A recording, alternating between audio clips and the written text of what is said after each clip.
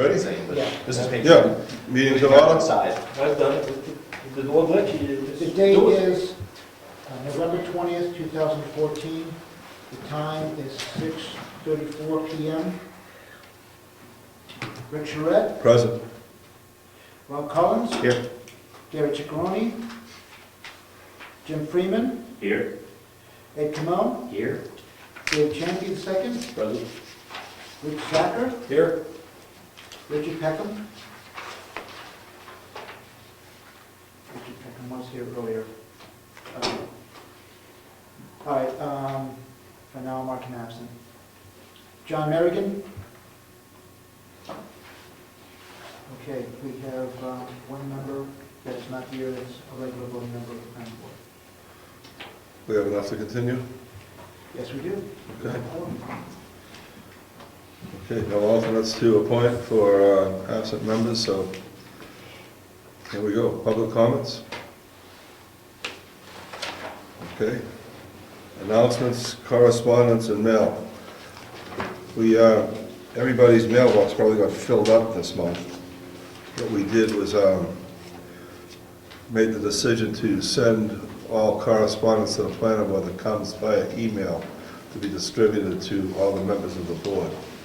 That way we're not going to sit here for an hour trying to figure out all that stuff that comes in. Anything that's mailed to the board or delivered will go over. Town and City is here. Anyone that wants to look at it will be in the room. Stratford Regional Planning Commission. This letter says, as prescribed by RSA 3646-3, each municipality which shall become a member of the Regional Planning Commission shall be entitled to 2 representatives. We went through this before, right? We have 1 representative because we don't pay dues, and that's Ed Comeau. They asked the selectmen for another one, and we put out a feeler if anybody was interested. We were looking for other people to step up. Well, according to this, then, there is 1 vacancy. Yes. Are we entitled to 2 as a non-dues payer? Yes, you're entitled to 2 per our population, but since we do not pay dues, we only have 1 vote. Okay, But it would be good to have an alternate. yes. If anyone is interested in stepping forward and filling that position, we'd be happy to send you. Mr. Chairman, Yes. there is some inking that was done concerning Mr. Comeau, and you may want to read that out loud. I also believe that this is concerning possibility of Mr. Comeau being serving another term. I think that that's what this was for. From Cynthia Copeland, thank you for Ed's service to SRPC. He has been an active commissioner the entire term. We appreciate his participation. Thank you, Ed.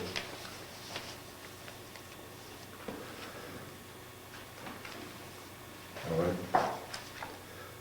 Next on to, Mr. Chairman, before we Yes. go on, one of the pieces of email that I received, I think of course I didn't bring a copy with me because I wasn't that organized, but it regarded a new RSA that requires, under certain circumstances, for us to give notice by first-class mail to all property owners that are affected by a potential zoning change. So I don't think we're anticipating any of those happening this year, because they have to do with change in use and, I don't know, a couple other things. Minimum lot size, I think, was the other one. But it's just something, and anyway, something we should just all have in the back of our brains, that there are certain circumstances where we now have to do some additional notice under certain circumstances.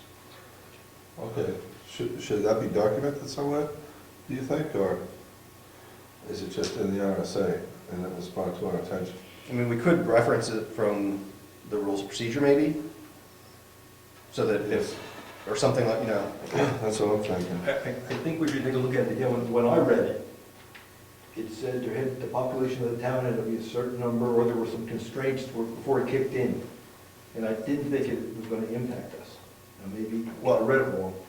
I think it was, of course, it was like 3 weeks ago, and Yes. I have short-term memory loss, but it was something like if the boundaries of the zone, if the zone had less than 100 properties in it, then you had to give notice or something like that. It was Something like that, so, but it would, I think it would, my interpretation was it would kick in if we did some kind of certain zoning changes on the rec zone, because there's only one property there, right? That would be certainly less than 100. And so, anyway, just, maybe we should get a reference in the rules of procedure. I think that's maybe not a bad idea. Did that pass, or was that just being worked? I forget. I believe that was something's in effect. Okay. I don't think they would give notice like that for just something that was being proposed, unless they were trying to rally people against it or something. One point, one question. Point being, I think also, there may be 2 properties involved in the rec zone with the acquisition by, Eddie, what you said? by that nation. Yeah, in any case, it's less than 100. My point was it's less than 100, so. Also, number 2, would the notification have to be done by action of this board? Yes. Or by action of a applicant for change of zoning? Because if I the applicant believe- changes zoning, we may be able to transfer the cost of public notice to the acquisition. We have to change our format for our request for change of zoning. If it's by this board, we have to absorb the cost. Yeah, I don't think we have an application that changes zoning. So that would, where would there be an application fee? I don't think.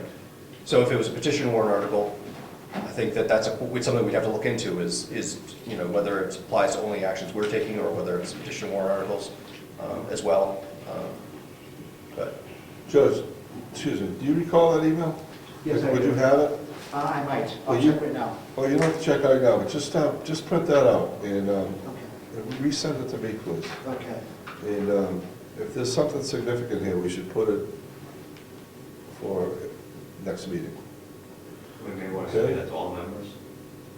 Yeah. well, it already was sent to all members. It was sent to I all, must have messed but up. My email's been messed up since Fairpoint's a little, yeah, they've been playing with mine too, so that's why I want to see it again, just get this in front of us.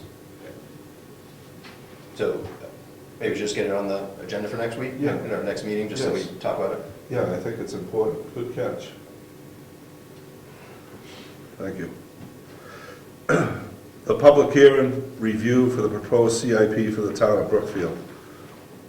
There's been a little bit of discussion about this. Some people sent us some notes that this public hearing may not be necessary, it may be premature. So if that screws anybody up, I apologize, but it's been, our interpretation of the CIP was for the planning board to gather data from all the departments in town and find out what everyone as a town thought needed to be in CIP. And we compiled all that. Rob did an excellent job of that and put something together for us.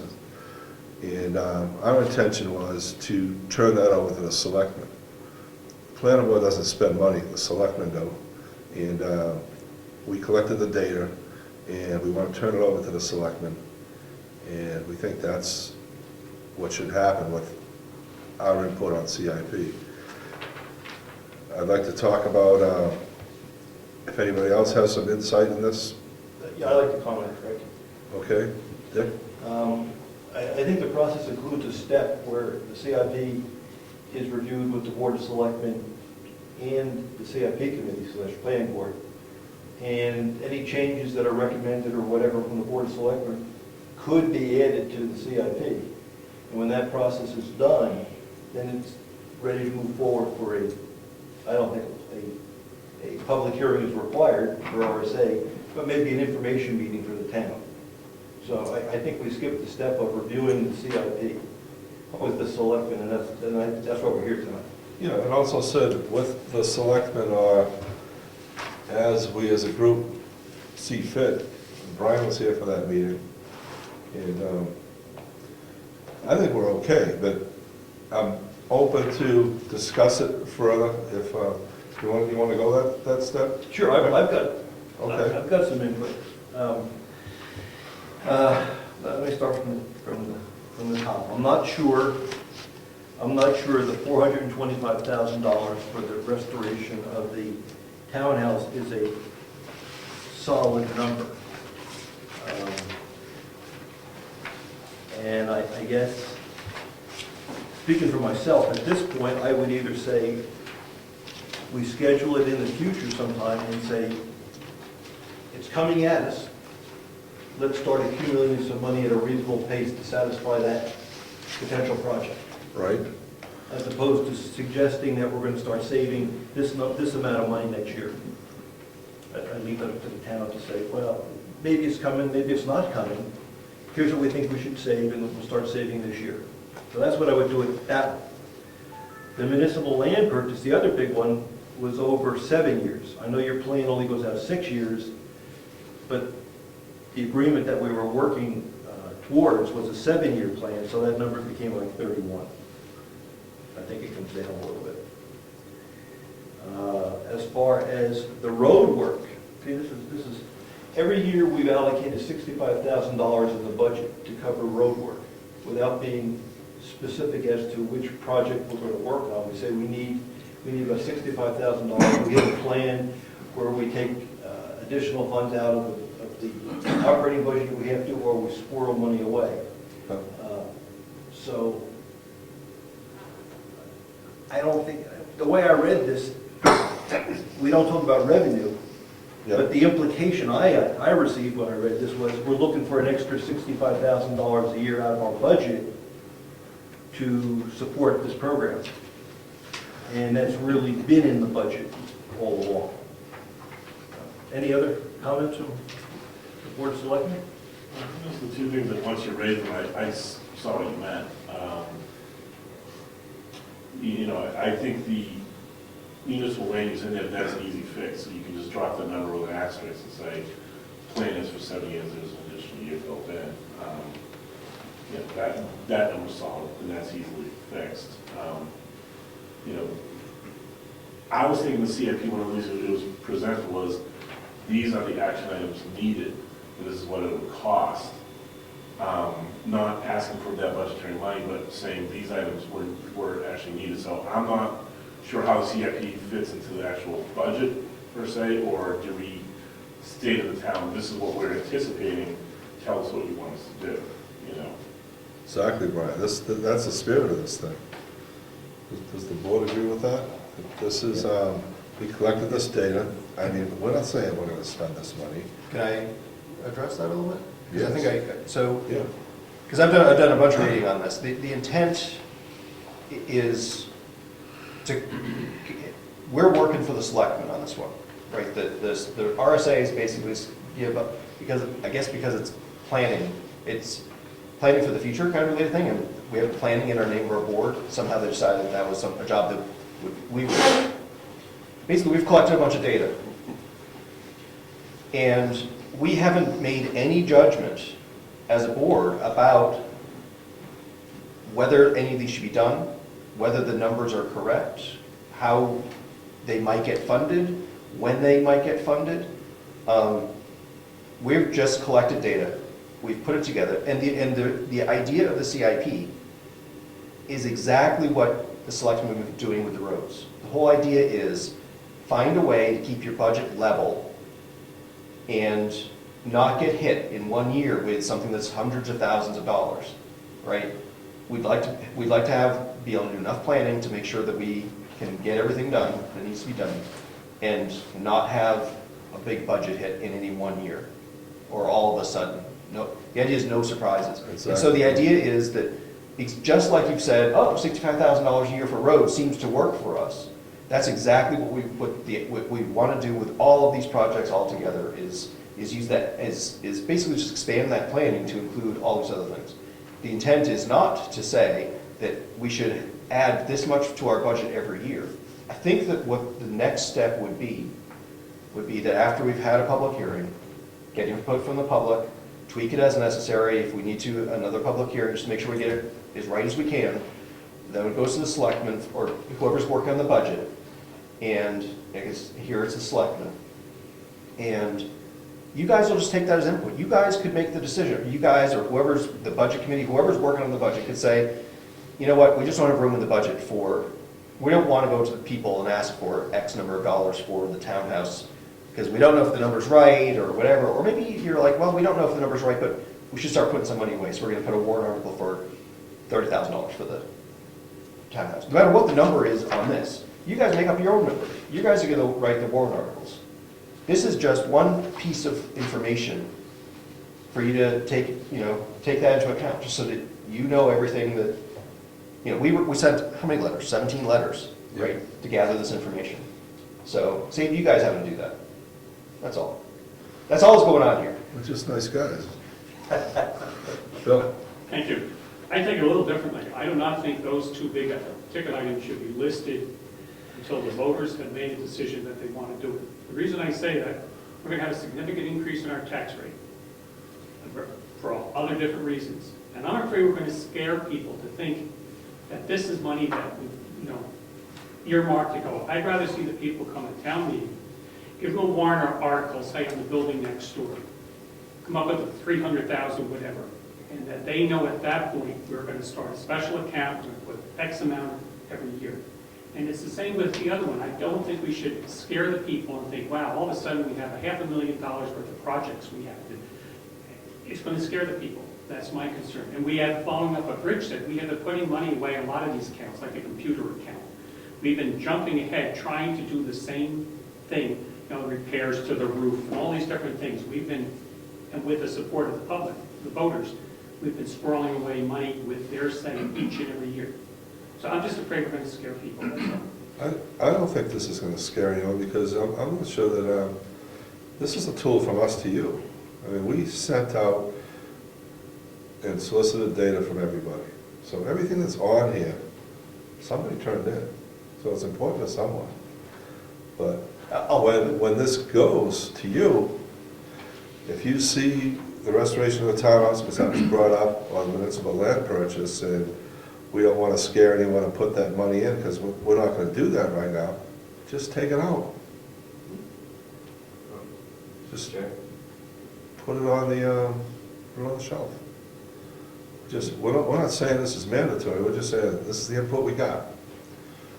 So, And we'll update it smart again guys next got year. to think about this. We'll update it again next year based on, what money was put in this year, if any. Right. And maybe the decision will be, oh, you know what, we really want to stretch the townhouse over 10 years, right? That's going to change. Or, this is the first time, this will be the first time that anyone, as far as I know, has seen a number put to the townhouse. Right. It may just be made up. It may not be realistic. And of course, it doesn't include where the money's going to come from. But I think that people can't make a decision about how important something is to them if they don't know the other side of the equation, how much it's going to cost them. Right. And people in town may say $425,000 to save that building and make it, last another 50 or 100 years without major input. They may say that's a bargain. Or they may say, I'm about to lose my house anyway because I can't pay my taxes. I can't afford that, right? So if you just ask people, do you want the townhouse? Everyone would say yes. Every single person would say yes, probably, because it's a great building. But I think you need to have that number, the best number we can come up with in hand, so people can make an informed decision. Now, we're not sending this out to the town, right? We're sending it to the people who are putting together the budget. You guys are going to decide how you want to communicate, or if you even want to communicate any of these numbers to the townspeople as warrant articles, right? We don't have the ability to, it's not even our position as part of CIP, for us to solicit information from the townspeople about whether or not they want to spend $400,000 on this or $200,000 on that. That's not our role in this. Our role is, here's a project that somebody said they want to do, and let's get it on the list. And so you guys know about it, and you guys can then decide how you want to proceed. And based on feedback from you, and based on warrant articles, that maybe pass or don't pass, we have to update this every year, right? And so we're going to make it better. This is our first year. We wanted to get something done. Yeah, this CIP, this document was swept on the rug for about 14 years. And we finally got one out, so now we have this tool, and we're gonna deliver it to you every year. Planning board to the selectmen. We'll solicit this information, we'll collect the data, and hand it over. And then you guys do your money thing, your job, and take care of business. Also, I think that all the big ticket items came from the selectmen. Those forms were filled out. I think, Rich, they had your handwriting on them? So, I mean, it's not like you guys should be surprised. Well, Like, it's the way it's being presented without showing the income on the other side. We have money in trust funds already that are not being highlighted. See, that's part of it. So this is the expenditure side, but not what's in the bank. that would, I mean, it would be, I think it would be valuable to have that additional, you know, if we've got money set aside for any of these projects already, it'd be awesome to have that as part of that chart. It's all in the annual report. We just didn't put it in the CIP. I mean, it's available, it's documented. We've got all the trust funds listed with the dollars available. So you can ask for it very simply, trust fund established, so many dollars in it. So let's plan on getting that information in next year. I mean, I don't know, if you want, we can get it in this year, I suppose, but we'll need to collect that information. We will probably want to have it done before you guys get your budget done. But Well, we can just look at the heart and soul of what this document is meant to be. This document is meant to be a prospectus of proposed capital expenditures. Okay?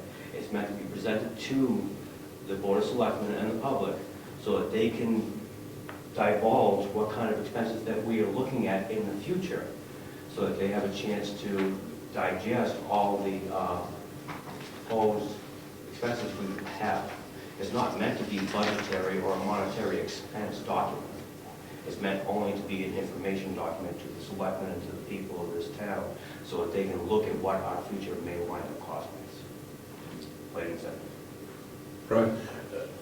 What I think Rich and Bill's point is, and I agree, if it's taken out of context, like we here are understanding the purpose of the document, taken out of context, the public will look at this and say, this is revenue we need to raise. And so I don't know if we can put in information, or if or it has to be more thoroughly explained, you know, here are items of improvement, and you know, here is the money that we need to be raised in order to complete these projects, but these are not budgetary items. And like I said, we all understand it here, but if someone was to pick this up and say, wow, they're going to try to grab another $178,000 from us this year, that's where the scare factor comes in. So there needs to be, I guess, an elaboration that this is how we could possibly track the money, how the money could potentially be spent, and the action that is needed. And that's what I think we get, but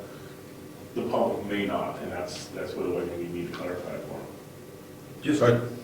Yeah, on these two major expenses, the townhouse and the possible land purchase, certainly on the land purchase, the selectmen aren't authorized to purchase any land at this point. So I would just remove it completely, because until the town meeting votes and says, yes, we want to go forward, then you have a fee, an expense. Right now, we may wish that we want to buy something, but there's no way we can buy it without the town authorizing it. Okay, but it's on here because someone sent us the data, so we had to stick with it. And what I'm suggesting is that we correct that data and eliminate it. So the process is supposed to be, when a town has a CIP in place, the process is that proposed projects go on the CIP. There's no information to the town that, first of all, that's going to make it past the committee, budget committee or selectmen to get into warrant articles. And it has to go through warrant articles in order to get funded, right? So the process is that if somebody wants to get something potentially funded, it goes through the CIP to the selectmen, to the warrant articles, and it gets voted on. And, you know, it should be here. Otherwise, the process is supposed to be that if it's not here, you don't get a warrant article. There's no warrant article written for it, right? The budget committee doesn't even consider it. because it didn't go through the process. It didn't get prioritized. You'll notice that these are prioritized. Right. Right? And so the whole intent is that things that aren't approved yet get on here. The way they get approved is by starting out here. Okay. So if a department wants to spend some money, they would get the information to the planning board and would go through this process. That's what the RSAs are trying to get us to do, is to make sure that, and it forces, because we've asked the various departments, tell us what you want to spend in the next 6 years. It protects all of us from somebody just deciding at the last minute, oh, I really want to spend $100,000 next year. It's got to be next year. It's really important, right? Well, the whole idea is that you're supposed to look ahead, several years, so we don't get those surprises. Okay. And by no means is it, just because it gets on here, is it going to be funded. Right. Dick, you were next. Well, I was going to just suggest to keep it moving, we put some asterisks on it where there's funds available today, just so people would look. We don't have to put the data here, but an asterisk with saying money's in the trust fund, or some money's in the trust fund, would get people to take the step to take a look at it. That's getting ahead of the planning board. You guys have that information. Well, it's in the town report. Well, we don't necessarily, it's not necessarily obvious to me, at least, from looking at the town report, which account is funding which kinds of projects. Maybe it's, Okay, so this is just a little Excel spreadsheet, right? So we could add, it would take literally about 5 minutes to add a column, and add that column into the formula, so it gets subtracted off of the cost column before it gets divided into the multiple years, right? So, literally it would take about 5 minutes to do that. Unfortunately, then we have to have nothing happens quickly, right? It's a month before our next meeting. Well, I guarantee you, Mary Lou could open up that Word document, pop open that Excel spreadsheet, and in 2 minutes have it done. It would take me 5 minutes. See, I believe this document will have broad distribution. It's a public document. Yep. It was put on the web, it's for people to look at, Yep. and it's half the story. We have some monies and we're not telling people. And that's the point. I would have to point out to Greg that it actually should be in here because it's not a presumption of agreement of allocation of funds. It's proposed allocation. So for the people to have the information as to what this will actually cost.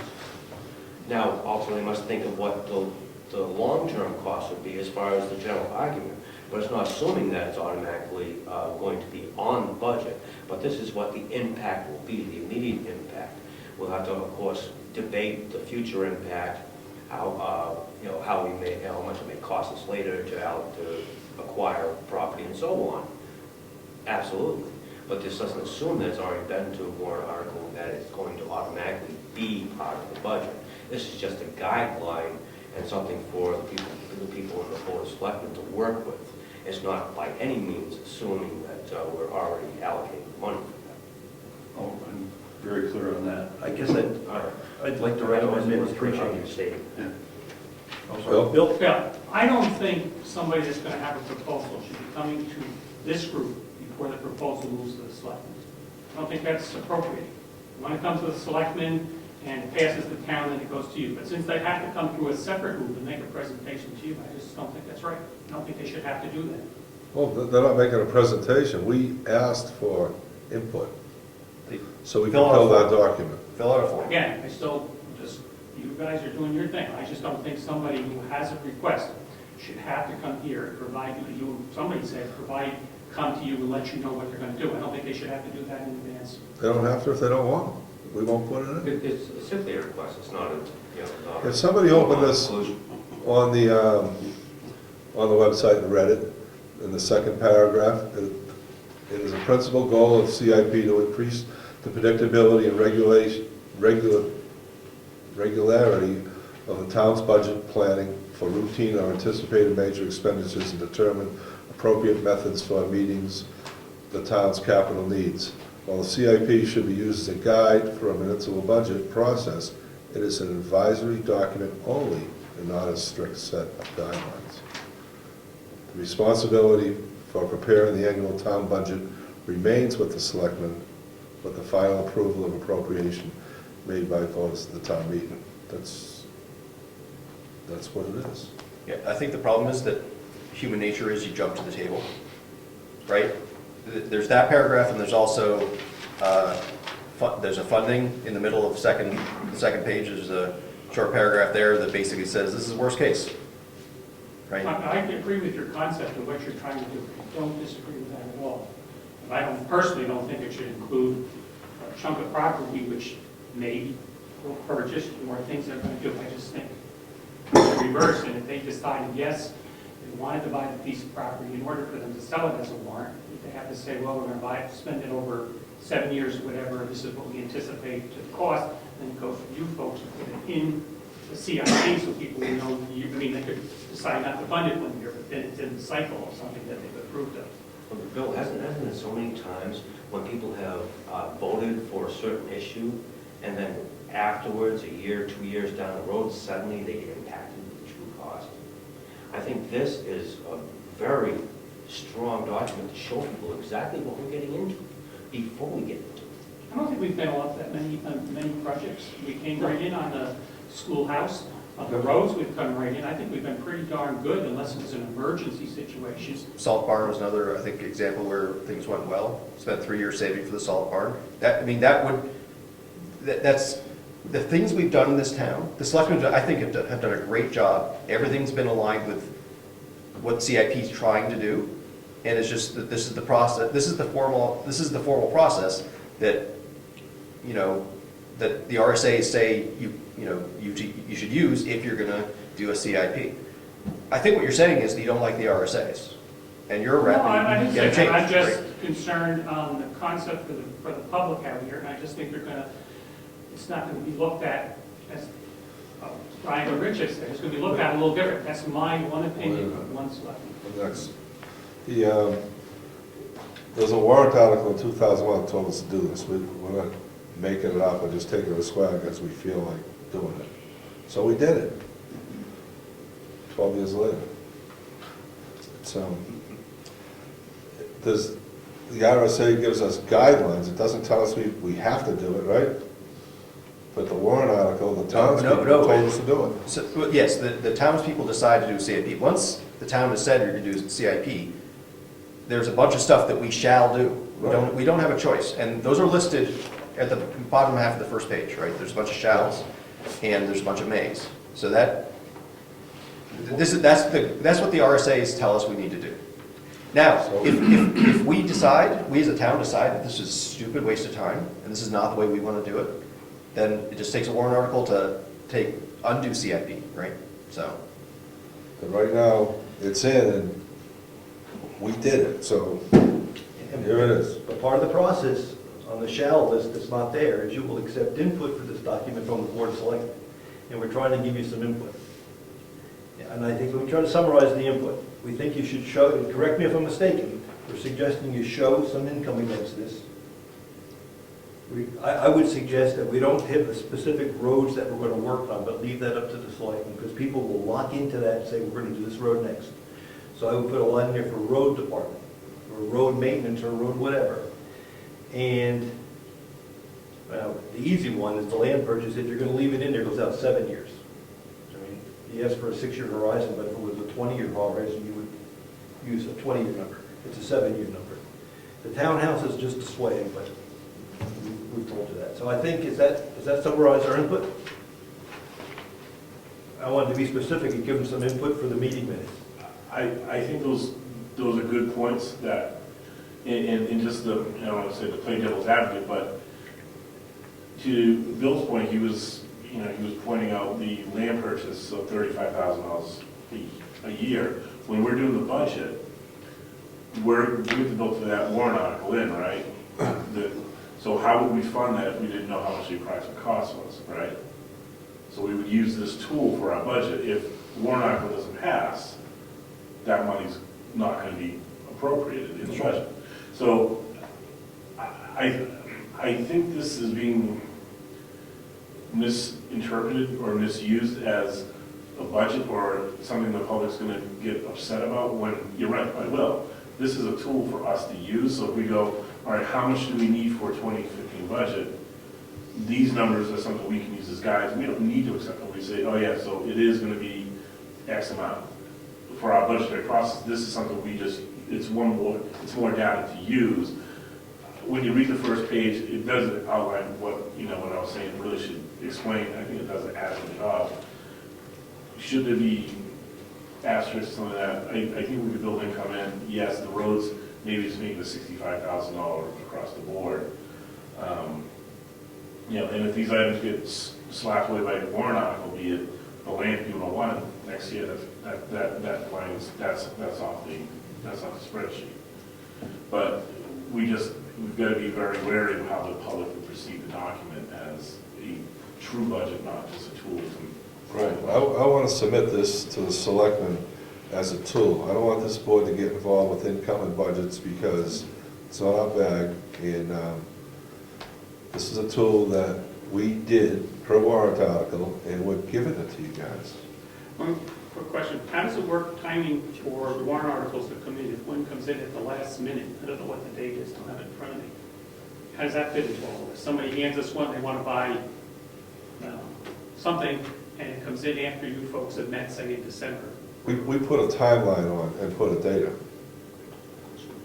If you got something wants to come in, it has to be in our hands by a certain date. That's how it works. The And we'll warrant include it. article has a deadline when they can hand it in, so somebody has every right to hand it in. You deal with it like you normally do. It just. I'm trying to request trouble, I'm just trying to think of the timing, and maybe you folks have to adjust, that we'll know what the warrants will be, and then you meet the day after or something like that.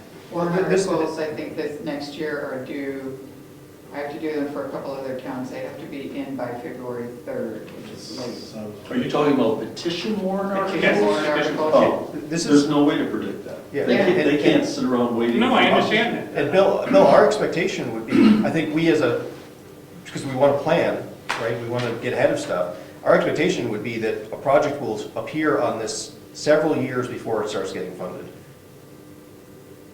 No, I'm not questioning that, I'm just, no, So- I understand, I agree with you guys. So on the board. the Certainly, petition yeah. warrant article has nothing to do with this, because that's not, obviously that's not planned.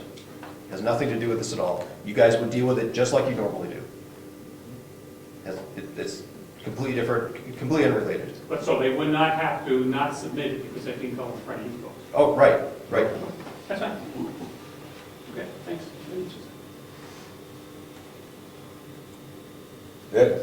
Would it be acceptable to delineate two different forms, have a CIP planning document and a selectmen's CIP document? That way, their input, the RSA says they're supposed to give input, that input could be done on their form by using our information that we have on ours. Under the RSA, it would only be a reference point for the CIP document, which is supposed to be generated from the planning board, number one. Number two, as far as Rich's point, anything that's going to be posed as a longer output item, we should include that in there with an asterisk highlighting it so that people can understand exactly what that is. And as far as Bill, you're not causing trouble. I love the input. Thank you. I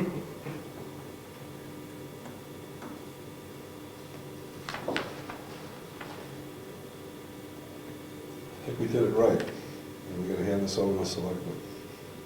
So, can I ask a question? Yes. So, where in the RSA does it say the selectmen are supposed to have input on this? Right in the shell. Right in the shell. Just in case. Just in case. 674-7. Thanks.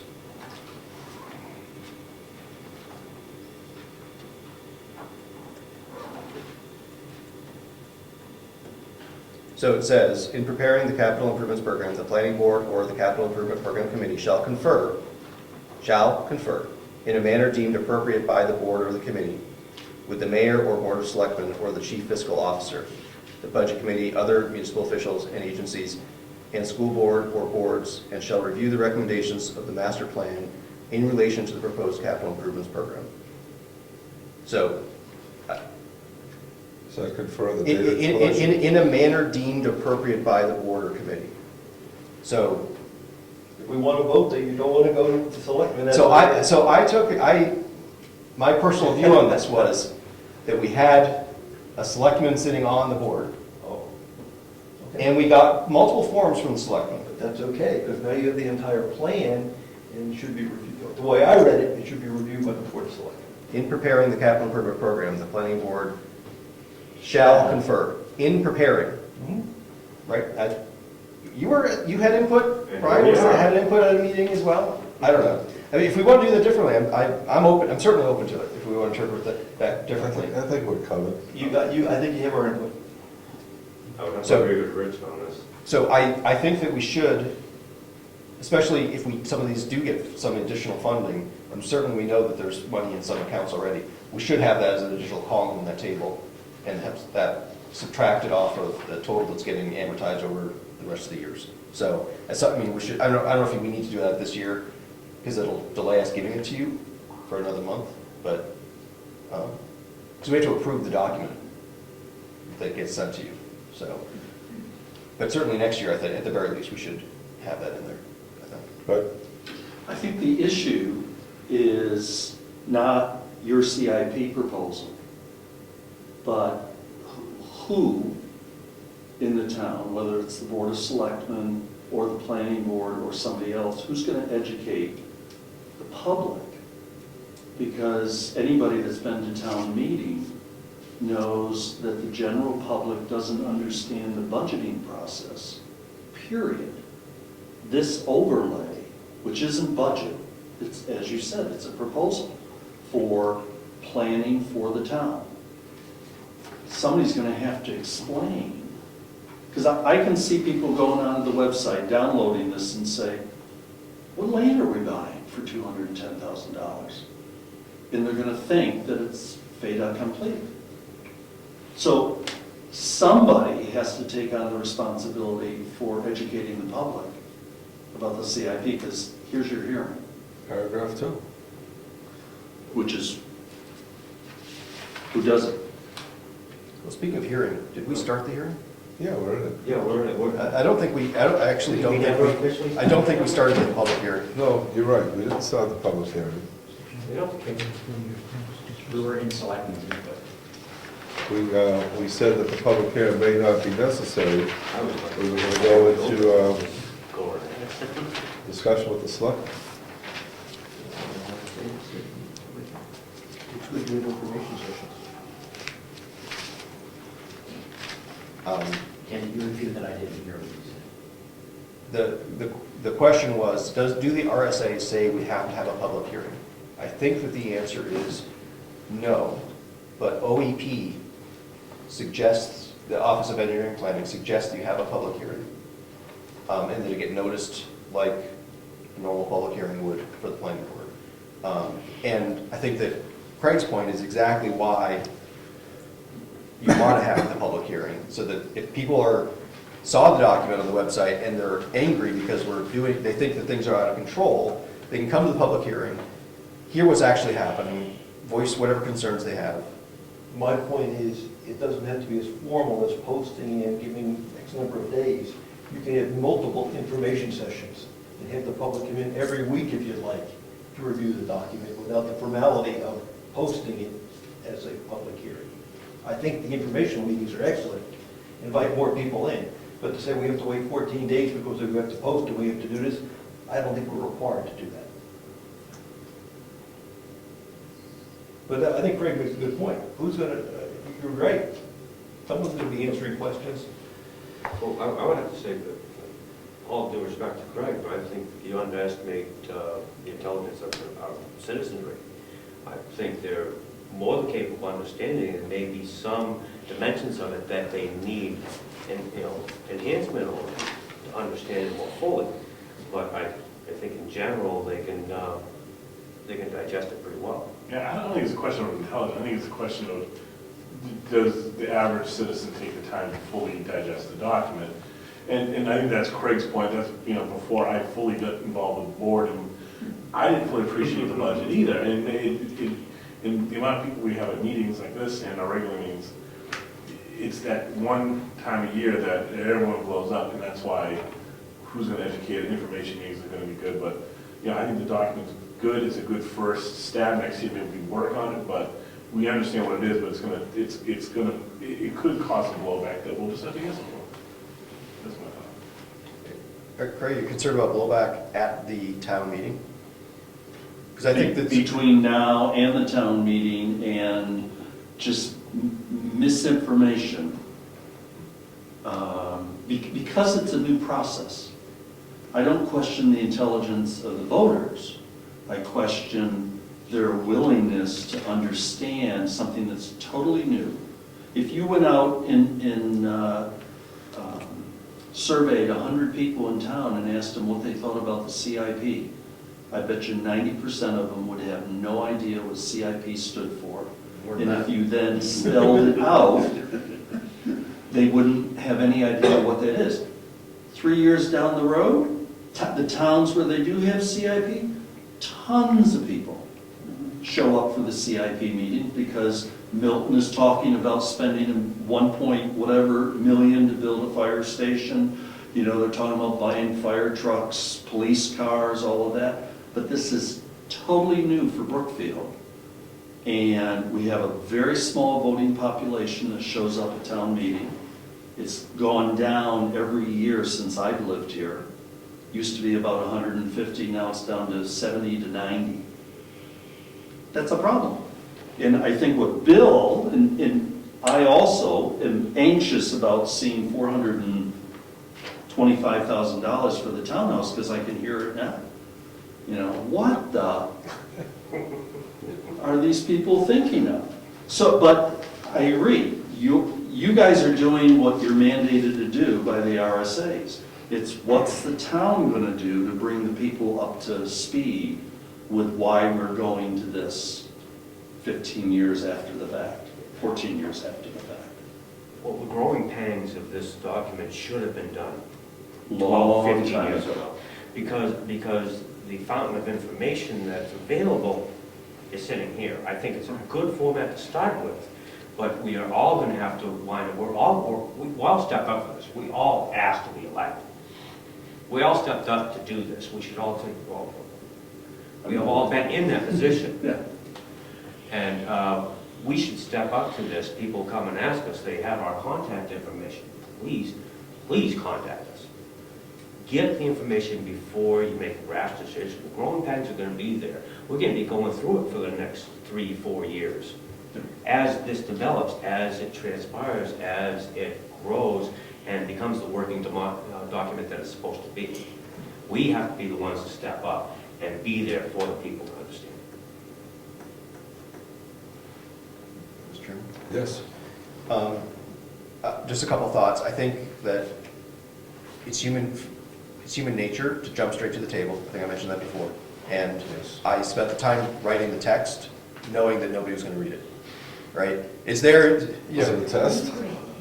excuse me? We read it. I read it, but obviously didn't quite understand it. Maybe it was too brief. I was trying to get it on 2 pages with a not too small of a font.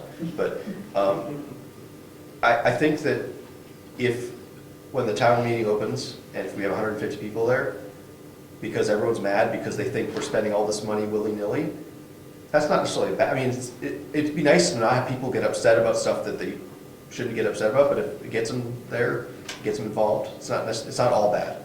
So, anyway, I don't know. I mean, We can explain it, it's all written out there. But then again, this is going to the selectmen. It's our gift to you. Thank you.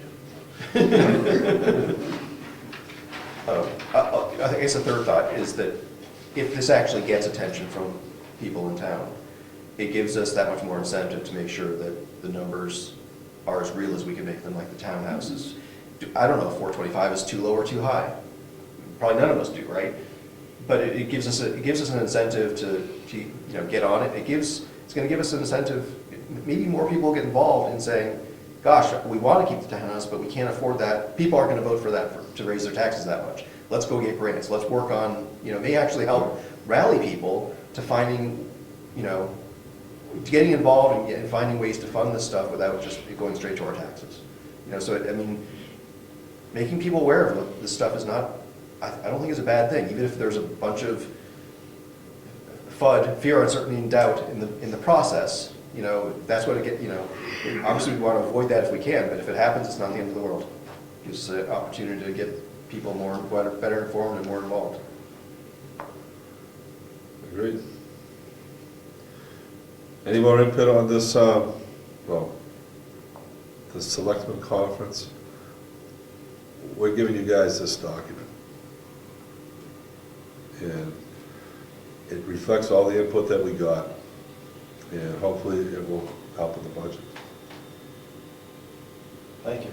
We'll take You're welcome. Can I ask one question on the budget timing? Yes. If we got you this document final, if we change, when would you consume this document in the budget process? I think we have to have our public hearings on the budget early in January. So if we made changes to this and finalized it in our December meeting, would that be too late for you, or is that okay? When is your December meeting? It's supposed to be the third Thursday. Okay. We have the next budget But meeting. it's December, on the so. 16th. But I think we have the input now. It's the way it's being presented that we're talking about. So I mean, the numbers are the numbers. We'd like to see some other things just to modulate a little bit, but the numbers aren't going to change that much. I'll take the spreadsheet by the next budget meeting is on the 16th. I'll take this spreadsheet, tweak it, hopefully the way the selectmen want to see it, and we'll work on it at that meeting. Number one, the way it's presented is the way it's presented from the board. Number two is the selectmen need to use this information in whatever way they deem, you know, prudent. Yeah, you can take this spreadsheet, make your own. But the way it's presented from the board is the way it's presented from the board. We can use the data the way it's presented today. Yep. I think it would be nice to put some additional data on it for the town. You guys can do that. You can put the income against it. Oh, yeah, You can pick and choose through this. You can put stuff on the shelf. Do whatever you want. We're gonna give you another one next year. Good. Okay.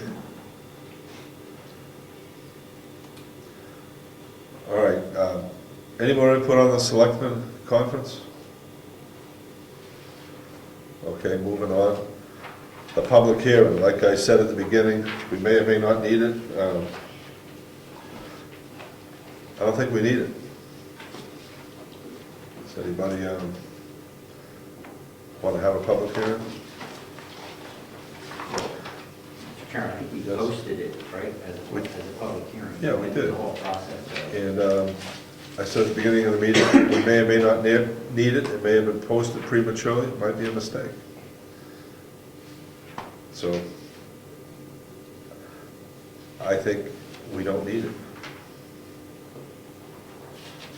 All public that came for this meeting, I apologize.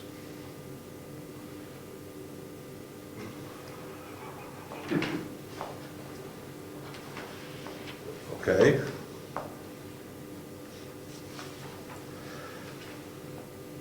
So I'm canceling the public hearing, sorry. Moving on to number 7. Before I do that, thank you to the selectmen for coming. And thank you for the input and helping us get a handle on this 13-year overdue CIP. Thanks for all the work you guys put in. Appreciate it. And we'll give you another one next year. Thank you. Number 7, review of October 16th minutes. Everyone take a moment to grab a hold of that.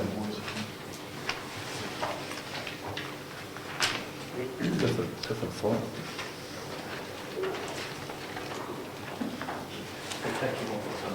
Great today. Thanks, public.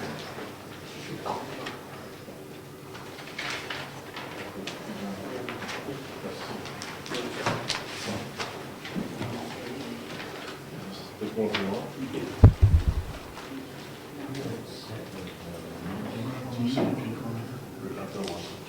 It's a different font, maybe you have it.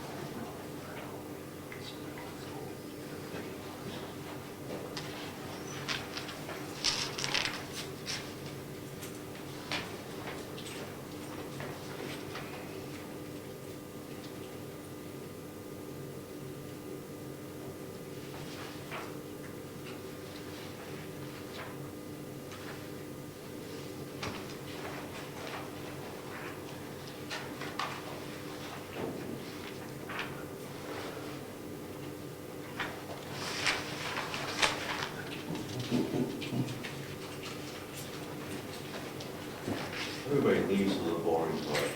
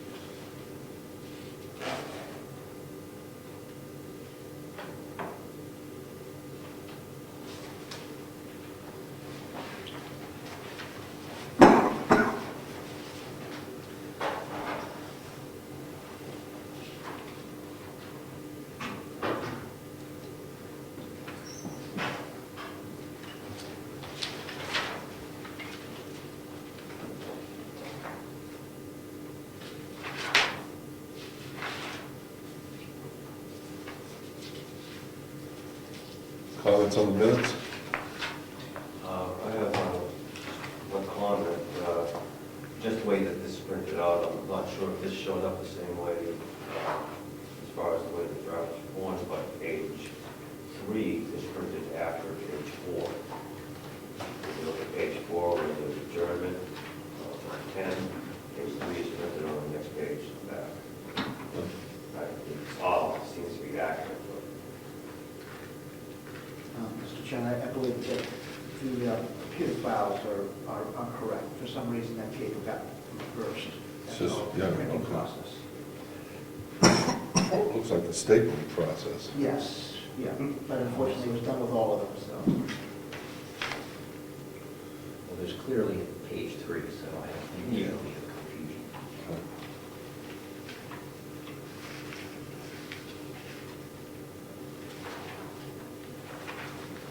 Any more comments? Mr. Chairman, I move that we accept the minutes for Thursday, October 16th, 2014, as written. Second. All in favor? Aye. Opposed? Minutes accepted. Abstain. Abstain? Yeah, I think it was Wasn't here. here. Part of it was sitting in. Minutes accepted. New business, proposed amendments to the rules of procedure.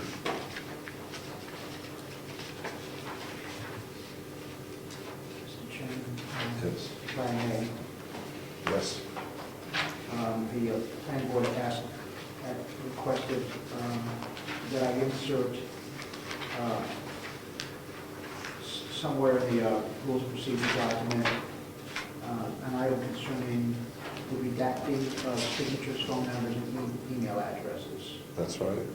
which, if you look in number 6 of your paper, duties of the administrative assistant, under 6.1, the fourth bullet, you'll see a section that is italicized, and that's where Yes. I inserted that.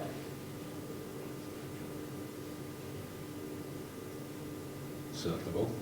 That does reflect what we discussed. I would move that we accept these changes to the rules and procedures under duties of administrative assistant as written. I'll second Discussion? Point of order, was this sent to us previously? No, it's not. No, we asked them to put it in. So our rules of procedure state that we can't have the vote on this motion that is on the table, being considered right now, until, I believe it's 10 days Yep. after the members have seen the proposed change. So we proposed it, they didn't see it. Right, so next meeting. we can Next actually- meeting, Again, thank you, fair point. No, this wasn't sent to us. I'm not getting my email. No, this one wasn't sent No, it's out, not sent out. but we voted into any changes to the rules and procedures to give a 10-day. Yeah, well, I haven't been receiving my emails. It's been down. I've been trying to get them to fix it. So I haven't received any. so we'll move on this next meeting. So, Mr. Chairman, just one more thing. George, is it one of your duties to post documents to the website? Yes, but in the past, like a single document like this, I wouldn't post this on. No, my question, because this is listing your duties.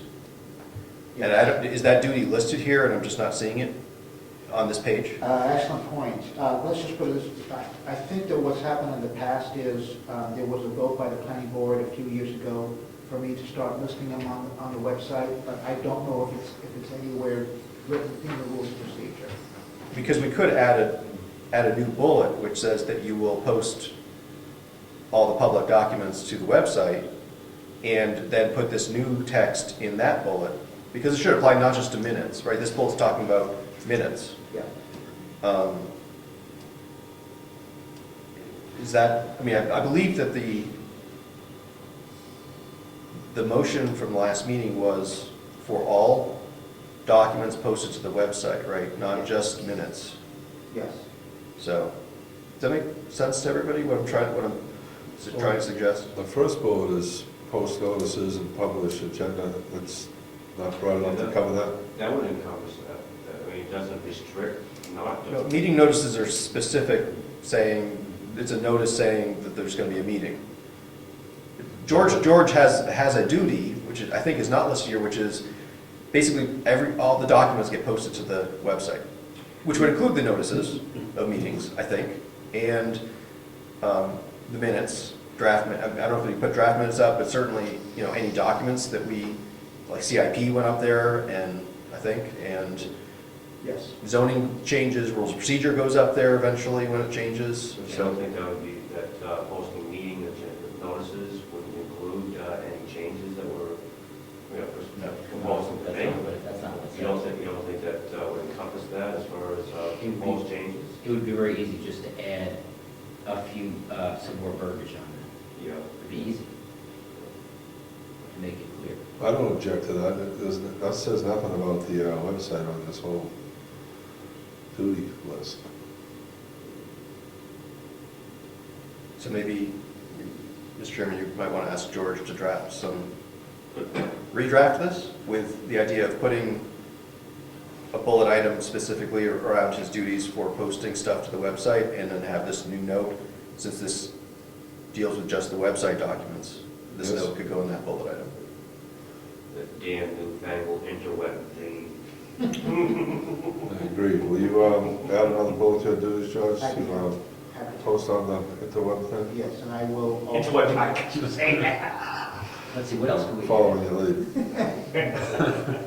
Yeah, while we're at it. What else? George, are there other things that have become part of your duties that aren't reflected here? I have a list of a lot of things. Some Like, horses in the group, right? some of it may be benign and may not necessarily be there. Like, for instance, I've had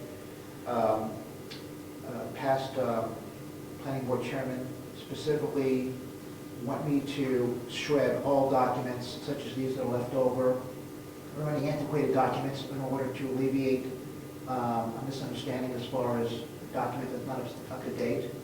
So those are some of the things that you may not want to hear, but I mean, those are. That's housekeeping. Yeah. It's document retention policy, really. Yeah, it is, absolutely. Here's some odd thought.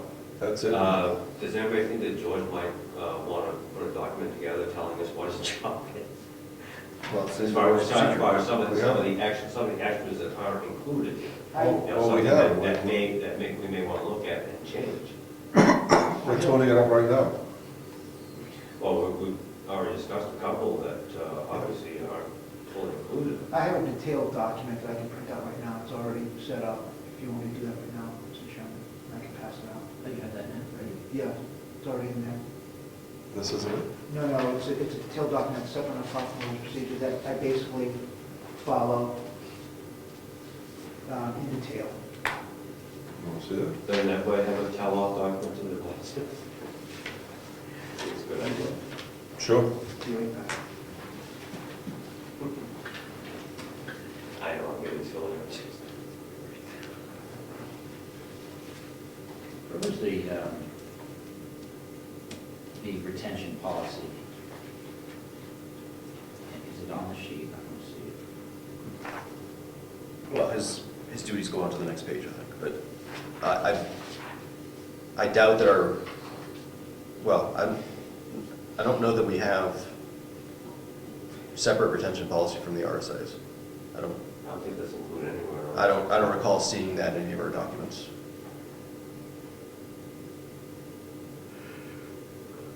But I think Besides, pretty much everything that we do is forever.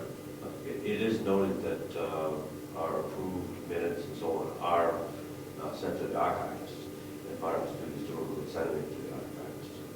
And we do have that in our rules and procedures, but I don't think there's an actual document retention policy that's been instituted in any of our rules. But I believe there are RSAs that cover that. There are RSAs for it, but we don't have anything in our particular rules and procedures.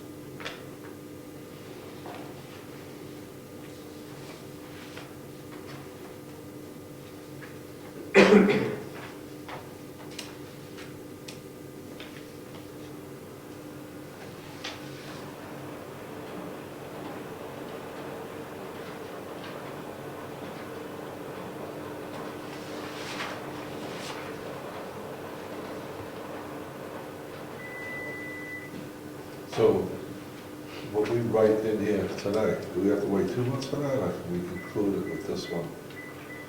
And have it ready for approval next meeting? Put it on agenda. If George drafts the proposed change and emails it to us, 10 days, at least 10 days before our next meeting, then we could act on it at our next meeting. If we're happy with what he sent out. Okay, well, it's gonna be, Physically to us, it will work also, we have to just get it to the active members.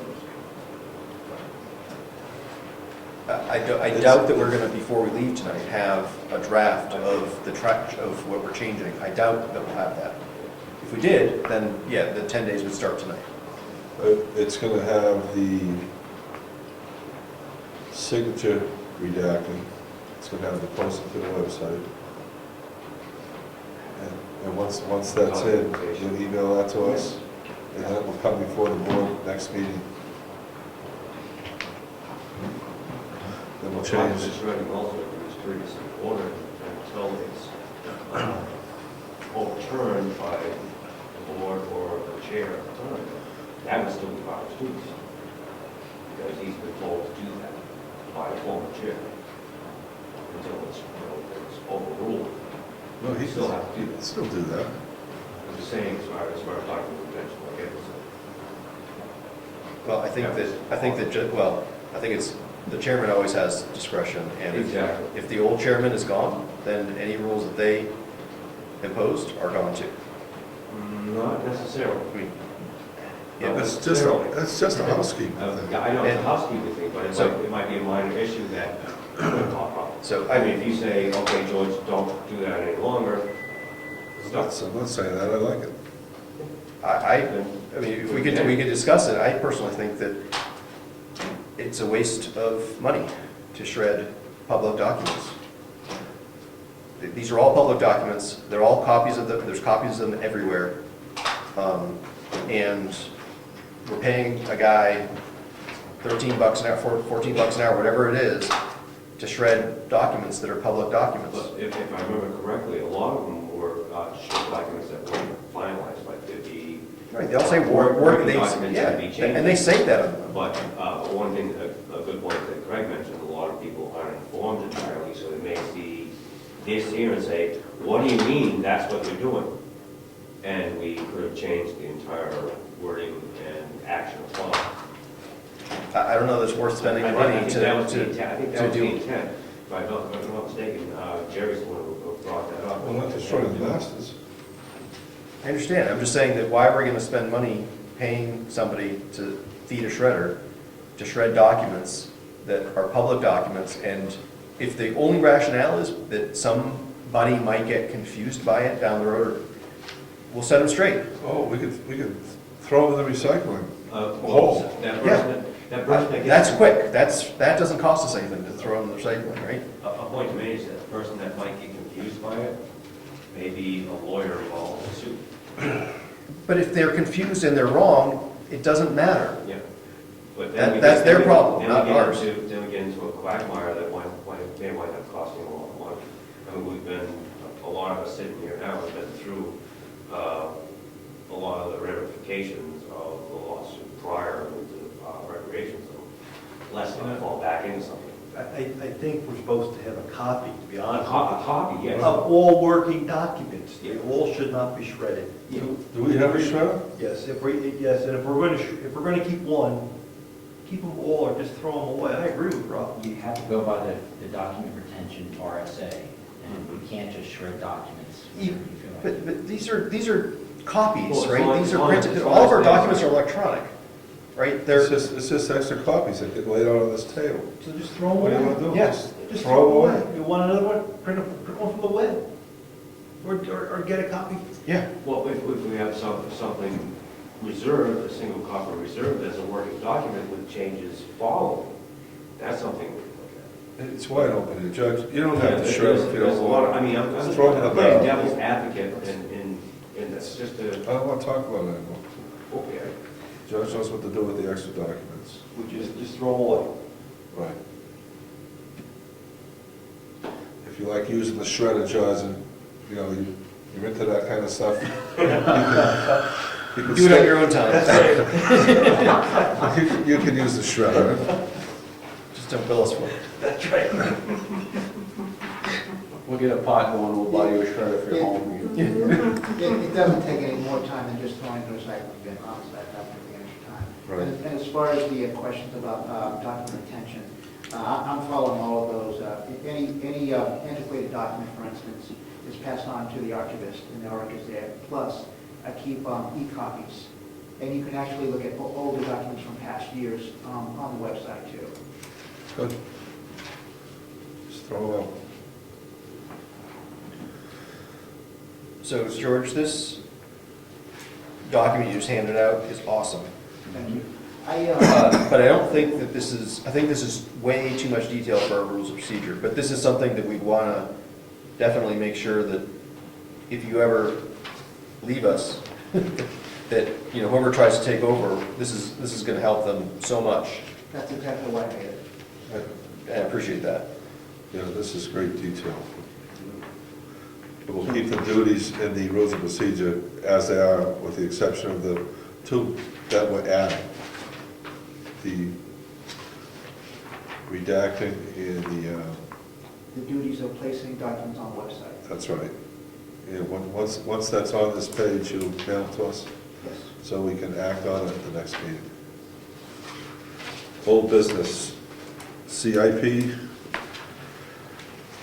Now, last time we made this a working document, so this time we should make it a document, turn it into the selectmen.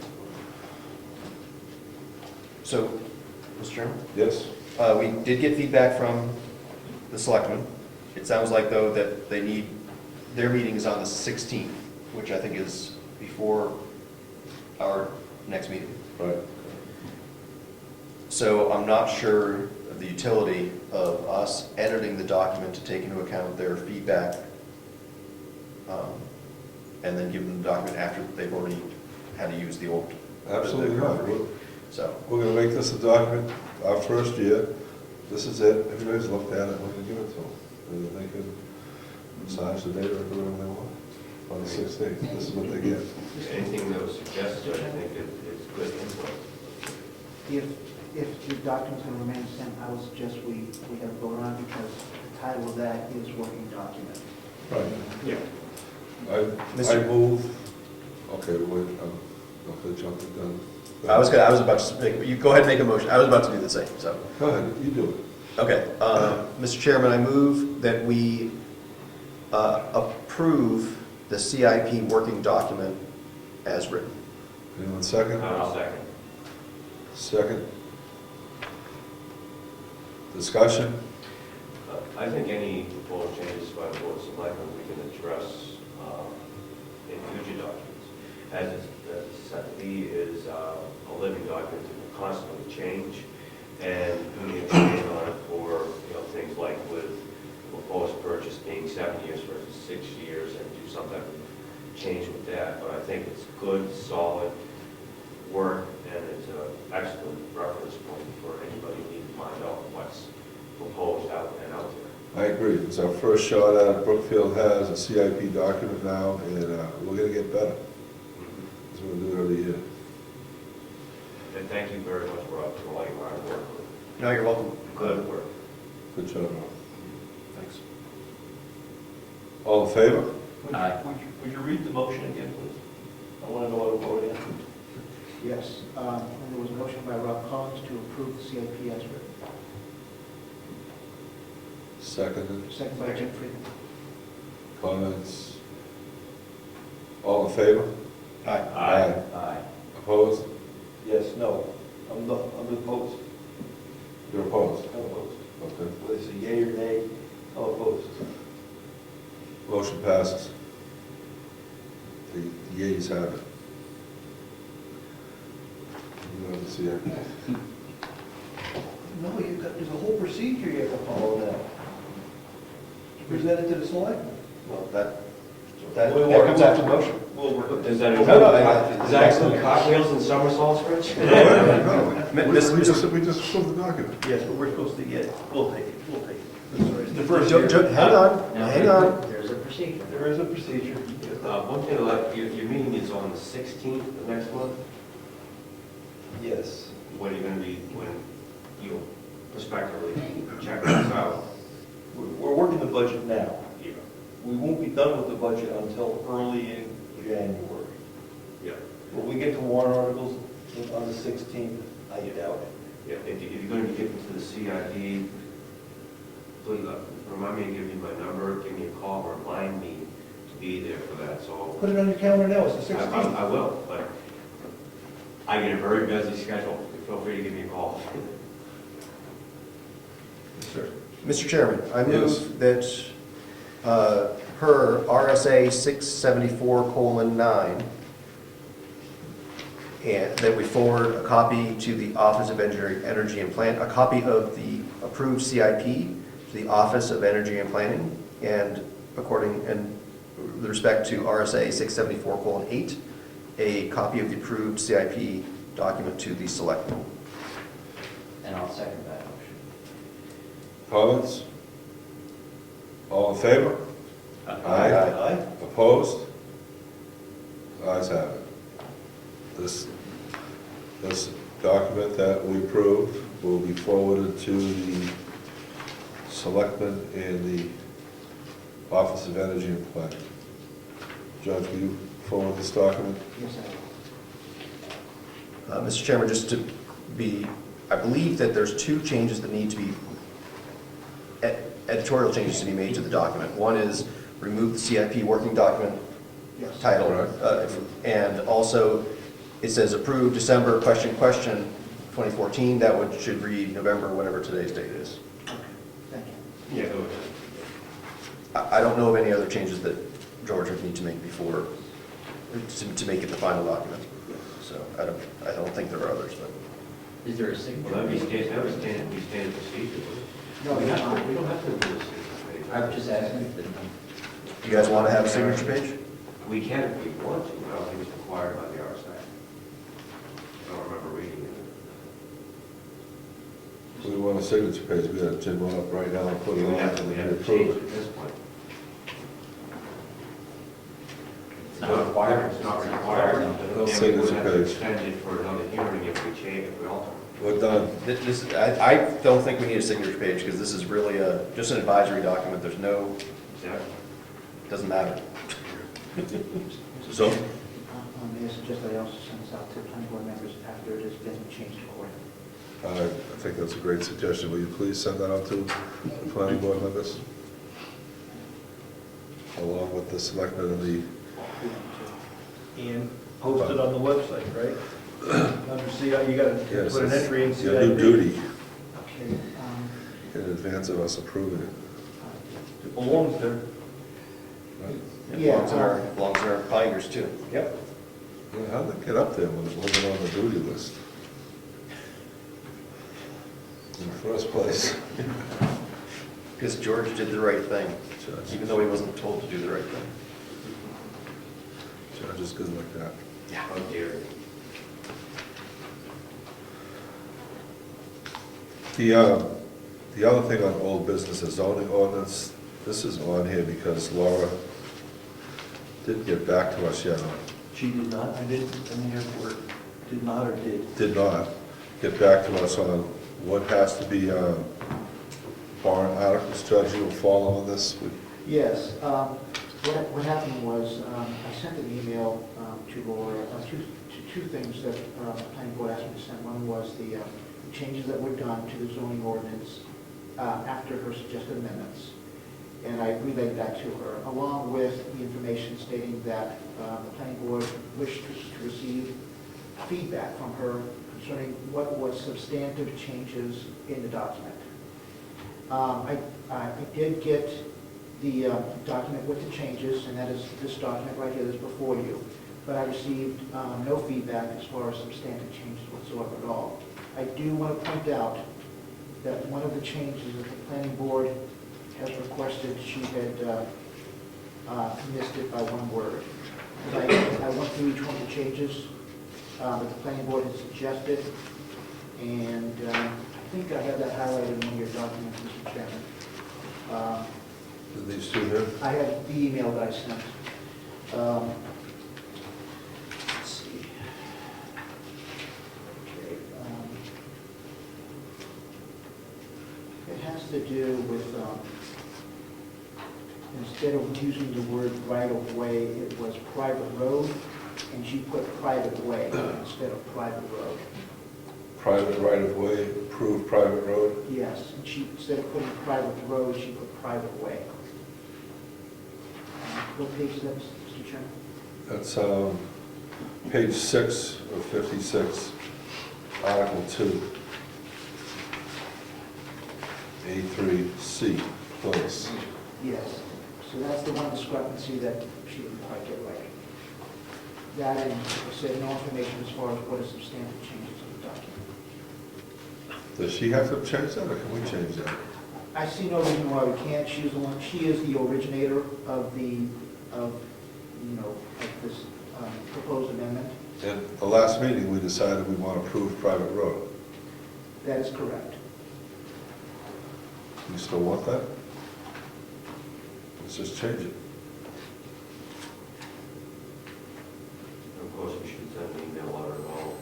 That's, if she doesn't have that on her notes, she has a mistake in the word. Make sure that's specifically emphasized, that's what we want. She recommended private way. No, I don't think she recommended, I don't think she recommended it. I think what happened was she missed a word, I think, is what happened. Because she did not give me any feedback in the document that she sent me as far as why she used a different word there. Make sure it's gold. Will you email her again and tell her about this? Yes. And if she says, yeah, approved private road, like we want, just change it, mail it to us. And I suppose we could also remind her about our other question, which she has not yet answered. The warrant articles? Wouldn't it be just safe to have a public hearing, make them official? Isn't that the less risk? Yeah, I think one of the questions in my mind is, are any of these changes something we want to separate out as its own warrant article? Because it's actually, I don't know, somebody might think it's a big deal. I don't know. Or if we think one of these is going to be controversial, we might want to separate it out, just let people be able to say, yeah, clean up the zoning, and say yes on that, but no, I really think this is a stupid change, rather than having somebody have to say no to everything. I don't know. I mean, I don't know if any of these are going to upset, if any of these changes are going to upset anybody, or going to be controversial. Well, if or, you make it use different shall or should, makes you use certain things, it might be substantial like that, a substantive, we definitely want to have every one of them, or we wind up in trouble. If we change one word, if we can change one word and change the meaning of a sentence, we want to make sure that anything that we propose or changes, she goes over thorough. I understand, but Are we gonna have each one of those a warrant article, or are you gonna do the document as a whole, or are you gonna pull out what you think might be hot points? Oh, I'm sorry, that was the general question. If she believed any of the changes that we have made are substantive.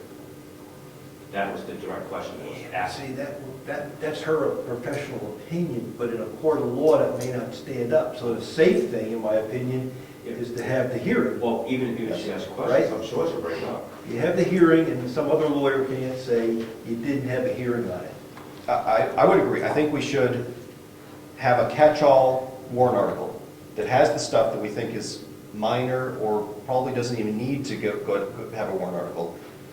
Have that happen, because then somebody can't come and argue that it was a substantive change and therefore the zoning is illegal and whatever, right?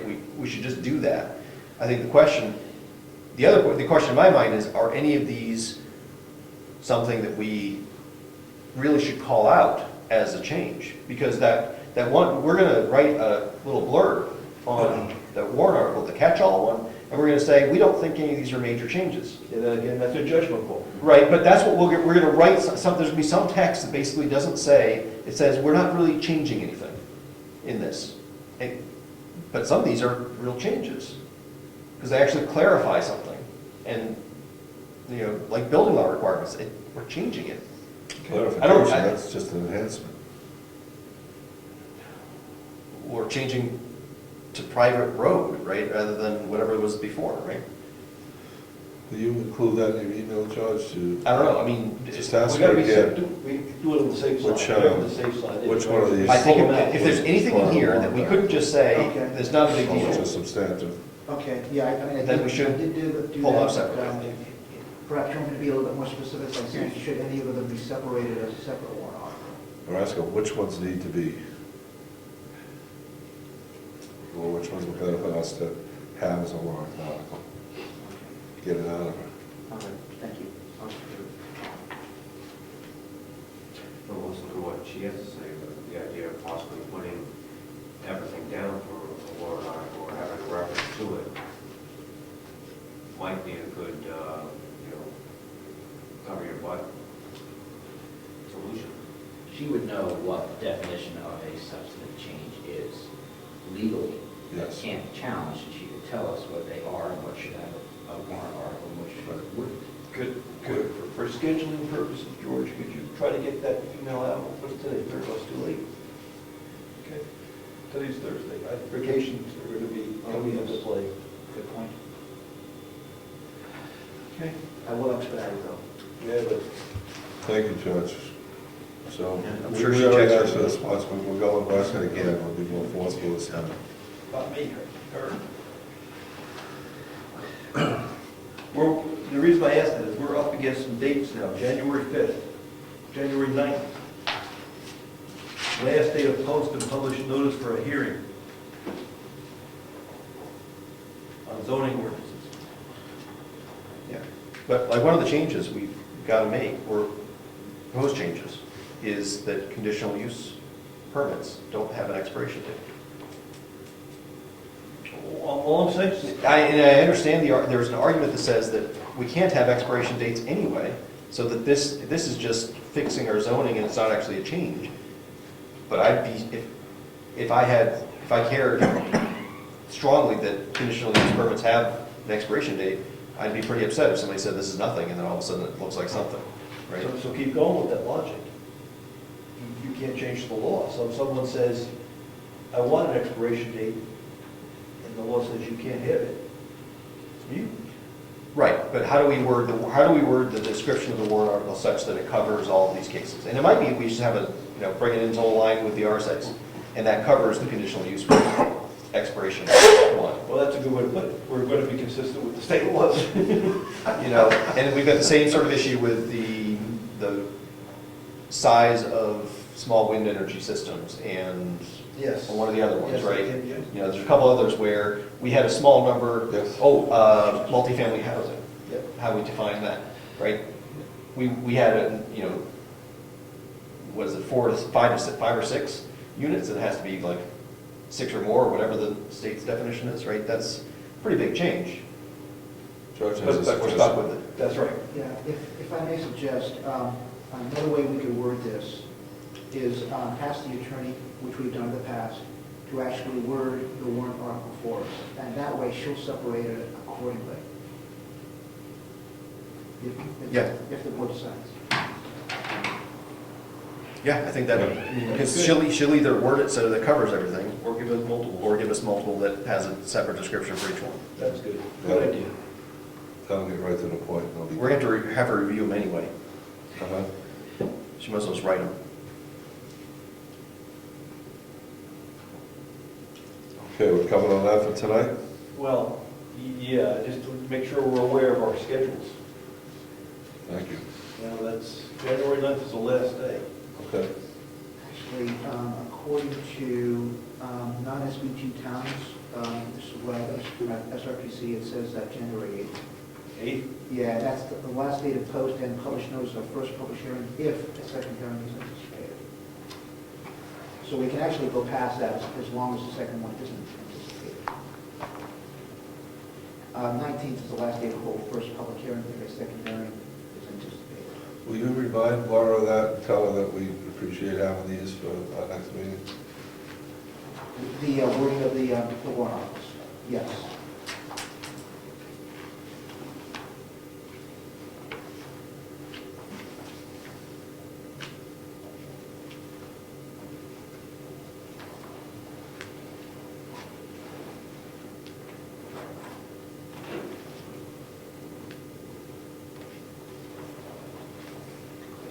Thank you. Moving on. We'll pause, and I'm cutting run off the knees again. Member comments pertaining to the town of Brookfield? Yes. Our regional master plan rollout for public comment will begin December 7th. That's when you can go to the SRPC website and download the regional master plan.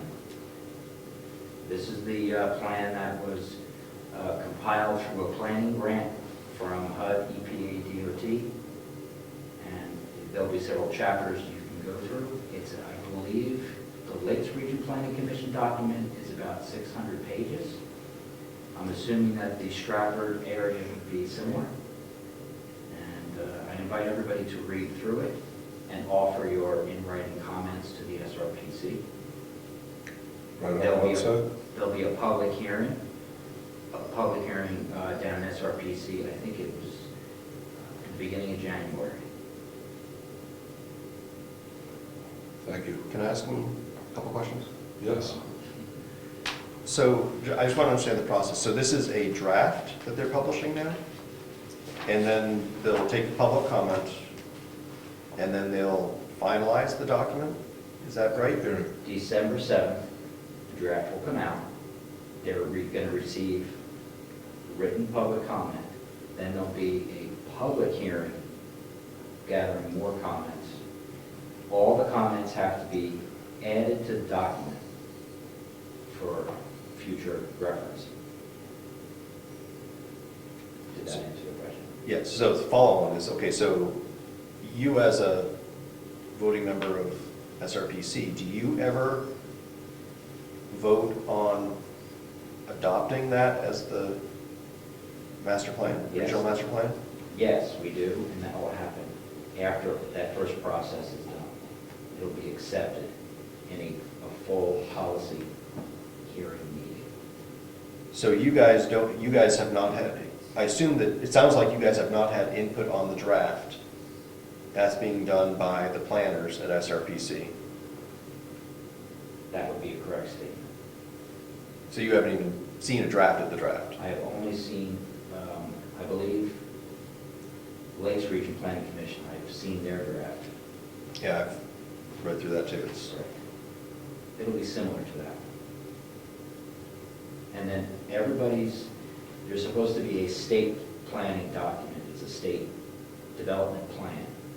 And all the non-regional planning commissions, all that information will be brought together in alignment, so it kind of, it's consistent. It'll be managed for consistency, and then it'll be voted on as a statewide development plan by the Executive Council. And then it becomes an advisory document for the state. So the OEP puts together the state level plan? Who puts together the state level plan? Is that OEP? As far as I know, it is the Nashville Regional Planning Commission. What? One of the, The Nashville Regional Planning Commission is the lead agency that's in charge of the grant through HUD, EPA, and DOT. yeah, but the RSA should say how that, who does it at the state level. It can't just be based on a HUD grant.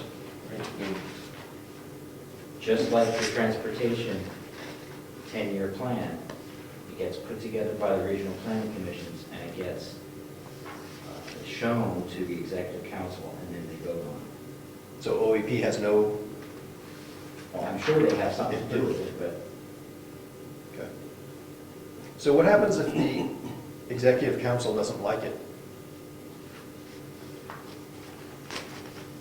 I mean, in theory, could they send it back and say no? I don't believe they've ever had, I don't believe it ever happened like that. They just rubber stamp whatever these unelected people give them. Well, I wouldn't say rubber stamp on it because I'm not the executive council. None of us can know what they do, but they're not really supposed to be rubber stamping anything. They have to review it and they have to finalize it. That's uncharted territory. I don't know if they didn't like the 10-year transportation plan. I would assume that it has to go through a majority vote. There might be 2 executive councilors that will vote against it. If there's enough to pass it, which there usually is, it'll pass. Now, I don't think it's ever happened where they voted Against anything? against anything. I mean, as you know, as a whole, I've never known historically all of them voting no on the transportation plan. They usually vote all in affirmative. That sounds like a rubber stamp, but okay. But that's the process, is that you'll get to vote on SRPCs. For our region. Do you have any more input on the content of it than a normal citizen, normal member of the public, or you just get to vote, be part of the deliberation and vote? Most of that plan was put together through subcommittees, which are unelected, appointed people from the main board. You had subcommittees, I believe it was called the Sustainability Committee that was used to go through the details. So through the listening sessions, you heard me talk about listening sessions where UNH, Carson Institute went out and did facilitated meetings to get input. That occurred because that's what is in the grant. The grant states that they have to go out and get input. So citizens did give input. They did this thousands of times over the state in different areas, trying to gather information. So the citizens have input. They gave their input, and that input is recorded. Everything that occurred in that meeting, there's a recording of it. If you wanted to go back and see what people on the ground thought of the plan.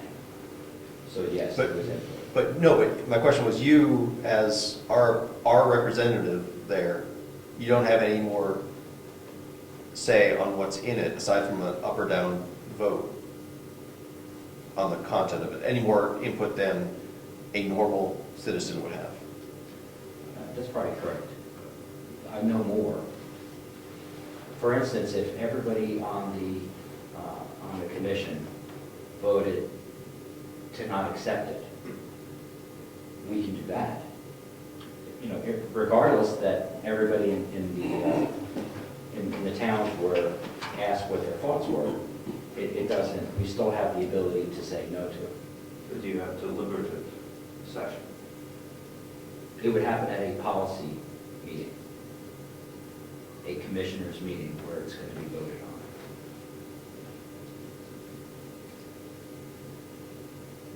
So I understand, if I understood you correctly, the regional master plans get written and then those get merged to form a state level master plan.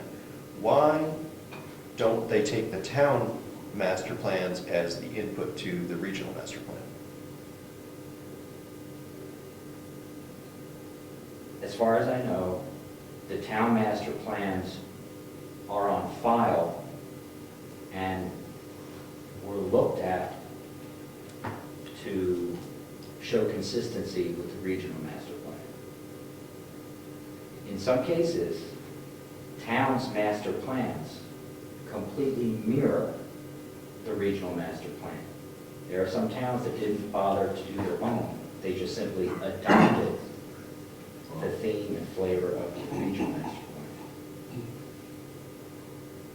Right, but like our master plan doesn't say that we are going to build a village center here. But the last master plan produced by SRPC said that we were. Brookfield? Yes. That this is an area that should be a center of development, of high-density development. That we should have a village center, mixed-use zoning, all this other stuff. That's what the now obsolete, the master plan says, if I read it correctly. But the document, your master plan and the regional master plan is still only an advisory document. So regardless of what it says, it's advisory.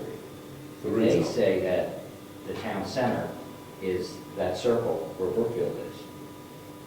It's just advising that's what it is. Now, if that becomes later on law, that that's where it's going to be, I don't know. Right now, it's all Yeah, advisory. I guess I'm questioning the process by which our master plan is clear that we don't have a circle here, and their master plan still has a circle there.